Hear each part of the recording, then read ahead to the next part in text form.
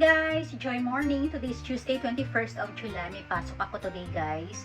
Kahapon, day off ko kasi holiday dito sa Japan. And grabe guys, sobrang init today. Parang ayoko lumabas ng bahay. Magiging 36 degrees ata mamaya. Naku! Good luck talaga. Sobrang init. Maglalagay lang ako ng aking accessories. Si Ken wala nang pasok guys kasi summer vacation nila. Kaya dito lang siya sa bahay.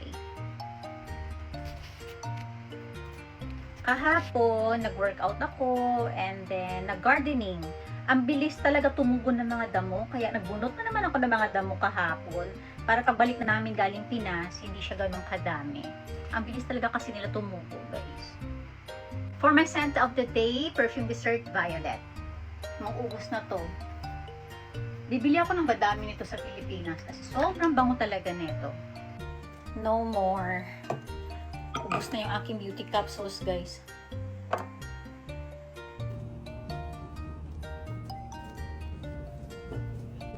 Hindi nga siya.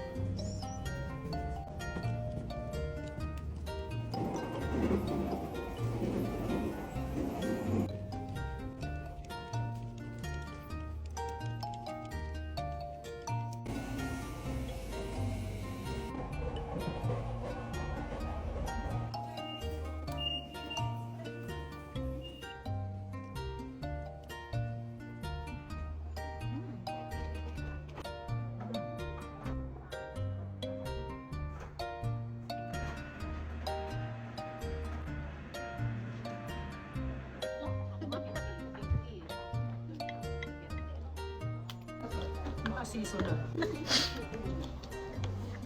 Ako food trip talaga ako sa Pinas.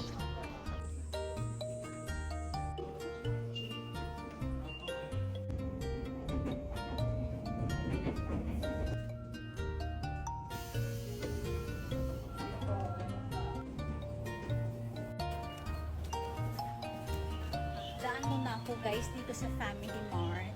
Bibilang ko si Ken ng Family Chicky kasi kahapon pa niya gustong kumain ng Family Chicky. Ako Hi, arigatou gozaimasu. Dito ako guys sa Kanto Shop. Malapit lang to sa aking home station. Titingin ako guys ng mga pampasalubong dito. Sana nga may makita ko ng magandang pangkasalubong.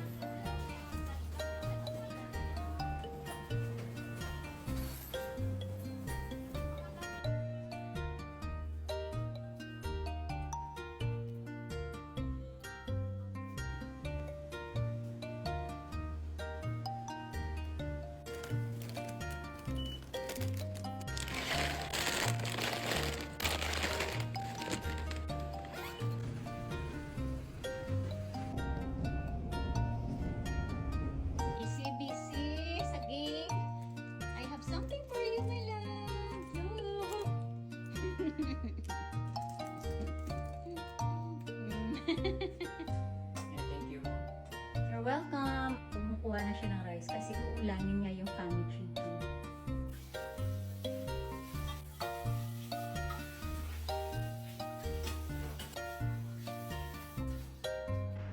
Nighttime skincare na tayo guys.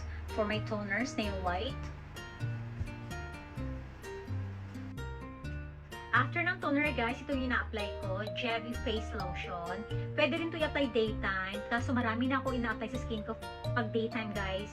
So yun, nighttime ko na siya nilalagay sa aking face before bedtime.